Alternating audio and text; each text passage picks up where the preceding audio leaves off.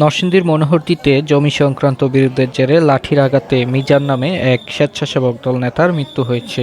শনিবার দুপুরে উপজেলার বড়চাপা ইউনিয়নের ৪ নং ওয়ার্ড বড়চাপা পূর্বপাড়া গ্রামে এই ঘটনা ঘটে। নিহত মিজান মিয়া বড়চাপা ইউনিয়নের ৪ নং ওয়ার্ড বড়চাপা পূর্বপাড়ার সফরুদ্দিনের ছেলে। তিনি ৪ নং ওয়ার্ড স্বেচ্ছাসেবক দলের সহসভাপতি ছিলেন। অভিযুক্ত শহীদুল্লাহ একই এলাকার সুন্দর আলীর ছেলে। তারা সম্পর্কে চাচা ভাতিজা বলে জানিয়েছেন স্থানীয়রা। নিহতের স্বজনরা জানায়, বড়চাপা ইউনিয়নের ৪ নং ওয়ার্ড বড়চাপা পূর্বপাড়ার মিজান ও চাচা শহীদুল্লাহর বাড়ির পাশের একটি রাস্তা নিয়ে বিরোধ চলে আসছিল। এ নিয়ে একাধিকবার সালিশ দরবার হলেও শহীদুল্লাহ তা মেনে নেননি। দুপুরে রাস্তা থাকা একটি গাছ কাটা নিয়ে উভয় পক্ষের মধ্যে তর্কাতর্কি শুরু হয়। এ সময় শহীদুল্লাহ ও তার ছেলে জীবন লাঠি নিয়ে মিজানকে মাথায় আঘাত করে রক্তাক্ত করে। পরে তাকে উদ্ধার করে মনোহরদী উপজেলা স্বাস্থ্য কমপ্লেক্সে নিয়ে গেলে সেখানে কর্তব্যরত চিকিৎসক তাকে মৃত ঘোষণা করে।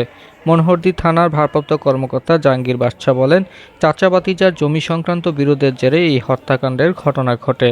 মরদেহ উদ্ধার করে মর্গে পাঠানো হয়। এ ব্যাপারে থানায় মামলা দায়েরের প্রস্তুতি চলছে বলেও জানান ওসি।